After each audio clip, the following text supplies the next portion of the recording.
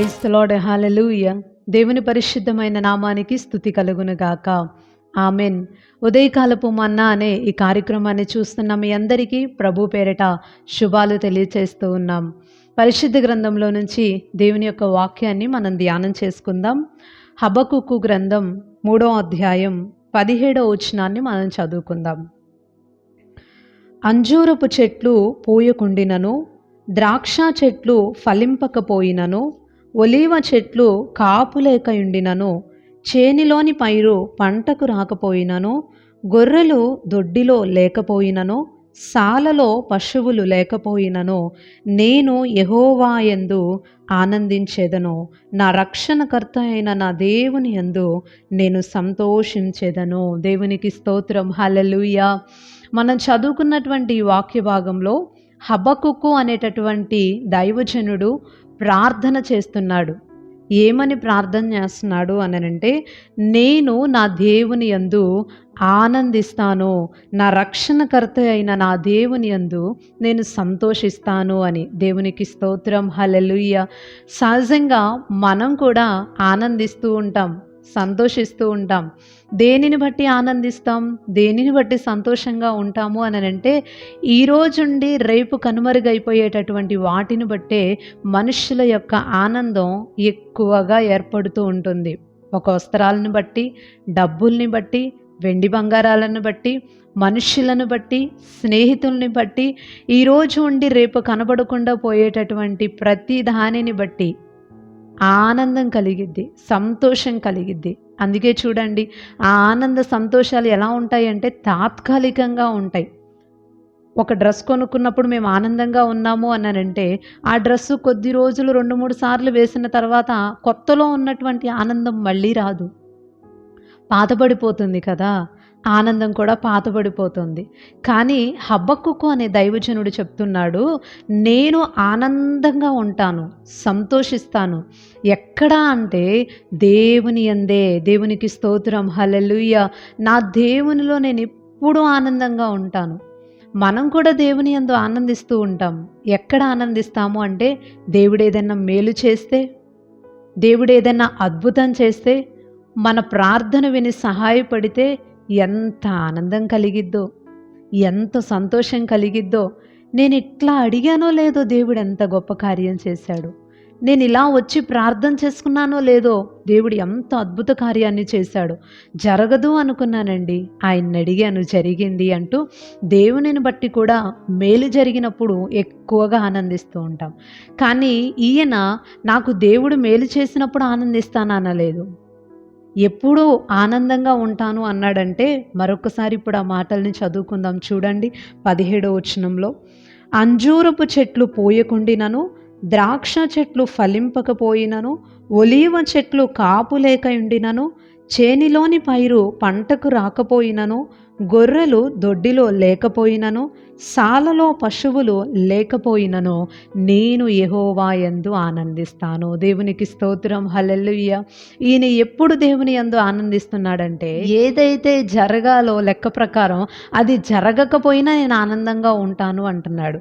అంటే అంజూరపు చెట్లు పూయకపోయినా, ద్రాక్ష చెట్లు ఫలాల్ని ఇవ్వకపోయినా, ఒలీవ చెట్లకు అసలు కాపే రాకపోయినా, చేనిలోని పైరు పంటకి రాకపోయినా, గొర్రెలు అసలు దొడ్డిలో లేకపోయినా, అంటే ఒక్క మాటలో చెప్పాలి అని అంటే, నాకు ఏది ఉన్నా ఏది లేకపోయినా, జరగాల్సింది జరిగినా జరగకపోయినా, దేవుడు నేను అడిగింది ఇచ్చినా ఇవ్వకపోయినా, నేను మాత్రం దేవునిలో ఆనందంగా ఉంటాను అంటున్నాడు. దేవునికి స్తోత్రం, హల్లెలూయా. ఇది కదండి దేవుడు మన నుంచి కోరుకునేది. అద్భుతాలు జరిగితే మనమేముందండి, అందరూ సంతోషిస్తారు.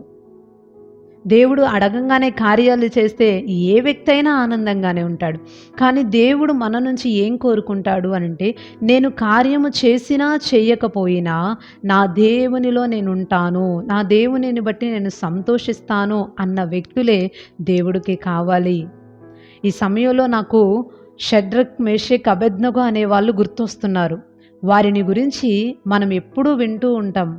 రాజు చెప్పిన దాన్ని వారు చేయకపోవటాన్ని బట్టి వారిని తీసుకెళ్ళి రాజు అగ్నిగుండంలో పడేశాడు.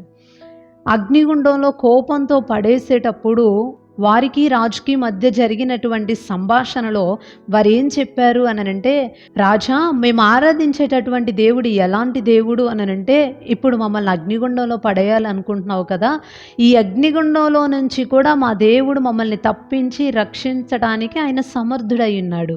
ఒకవేళ, ఆ పదం అంటే నాకు చాలా ఇష్టం, ఒకవేళ ఆయన మమ్మల్ని రక్షించకపోయినా మేము మంటల్లో అలాగే పడి మా జీవితాల్ని ముగించడానికైనా మేము ఇష్టపడతాం, కానీ నువ్వు చెప్పినటువంటి ఆ పని మాత్రం మేము చెయ్యము అని చెప్పారు. దేవునికి స్తోత్రం, హల్లెలూయా. మా దేవుడు రక్షించటానికి సమర్థుడే, మా దేవుడు సహాయం చేయటానికి సమర్థుడే, కానీ ఆయన మమ్మల్ని రక్షించకపోయినా, ఆయన మాకు సహాయం చేయకపోయినా, ఒకవేళ ఆయన ఆ విషయంలో మమ్మల్ని అలాగ సహాయం చేయకుండా వదిలిపెట్టేసినా సరే, మేము మాత్రం నువ్వు చెప్పిన పని చెయ్యము. అది మా దేవునికి ఇష్టం లేనిది కాబట్టి దాని జోలికి మేము వెళ్ళము. మేము ఇలాగే మా జీవితాల్ని ముగించడానికైనా ఇష్టపడతామన్నని రాజుతోనే డైరెక్ట్గా చెప్పారు. ఎంత గొప్ప విశ్వాసమో కదండి. ఈరోజు ఇలాంటి విశ్వాసం మనకు కనిపిస్తుందా? ఏంటమ్మా మందిరం మానేశారు, ఎందుకమ్మా మందిరానికి రావట్లేదంటే, నేనేదో జరిగిద్దని వచ్చానండి, ఏం జరగలేదు, అందుకే మళ్ళీ తిరిగి వెళ్ళిపోయానండి. నేనేదో ఆశించి వచ్చానండి, కానీ అక్కడ అది రావట్లేదు, అక్కడ నేను అది పొందుకోవట్లేదు. ఆ స్వస్థత వస్తుంది అనుకొని వచ్చాను, నాకు రాలేదు. ఇక ఆ తర్వాత దేవుడు ముందు వెనక ఎన్ని కార్యాలు చేసినా ఏదో ఇంకా మనం అడిగింది జరగలేదు అని దేవుని మందిరాన్ని, దేవుణ్ణి వదిలిపెట్టేసే వాళ్ళు ఎంతమంది మనకు కనిపిస్తూ ఉంటారు. అవునా కదా అండి? దేవుడు ఇలాంటి విశ్వాసాన్ని మన నుంచి కోరుకోవట్లేదు, కానీ ఆయన కార్యము చేయటానికి సమర్థుడే, కానీ చేసినా చేయకపోయినా ఆయనలో మనం ఎప్పుడూ ఆనందించాలి అని దేవుడు కోరుకుంటున్నాడు. ఇటు విశ్వాసం మన జీవితంలో ఉందా? ఒకవేళ లేకపోతే కనుక అట్టి విశ్వాసంతో ముందుకు అడుగులు వేద్దాం. తప్పకుండా మన జీవితాల్లో దేవుడు అద్భుతమైన కార్యాల్ని మన విశ్వాసానికి తగినట్లుగా దేవుడు చేస్తాడు. ఆయనను బట్టి ఆనందించండి. అలా ఆనందిస్తే మన హృదయ వాంఛలు తీర్చబడతాయి అని దేవుని వాక్యంలో రాస్తుంది. తప్పకుండా దేవుడు మన హృదయంలో ఉన్న ప్రతి ఆశని నెరవేరుస్తాడు.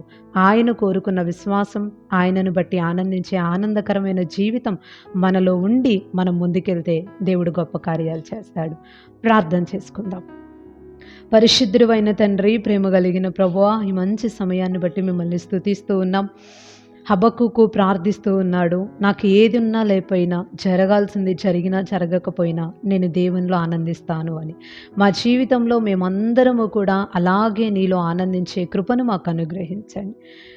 నువ్వు ఏది చేసినా చేయకపోయినా ఎల్లవేళలా మిమ్మల్ని కలిగి ఉండి, మీరు చేసిన కార్యాన్ని బట్టి, మిమ్మల్ని దేవునిగా కలిగి ఉన్న విధానాన్ని బట్టి సంతోషించేంత గొప్ప విశ్వాసం మా హృదయాల్లో అనుగ్రహించి, తద్వారా కలిగే ఆశీర్వాదాలతో మమ్మల్ని నింపమని వేడుకుంటూ, ఉదయకాలపు దీవెనలతో దీవించి అందరి జీవితాలలో అనేకమైన నీ కార్యాలని జరిగించమని ప్రార్థిస్తూ, ఈరోజంతా నీ సన్నిధి కాపుదల క్షేమాన్ని అనుగ్రహించమని మొరపెడుతూ, నజరేయుడును శక్తి కలిగిన యేసుక్రీస్తు వారి శ్రేష్టమైన నామములో ఈ ప్రార్థన అడిగి వేడుకుంటున్నాం పరమ తండ్రి.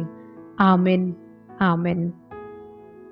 అందరికీ ప్రైజ్ ది లార్డ్ అండి. మరలా తిరిగి రేపు ఉదయకాల సమయం, ఉదయకాలపు మన్నా అనే ఇదే కార్యక్రమంలో పాల్గొని దేవుని మాటలు విని దీవించబడదాం. అప్పుడు వరకు దేవుని యొక్క మహా గొప్ప కృప మనందరికీ తోడై ఉండును గాక. ఆమెన్. Praise the lord.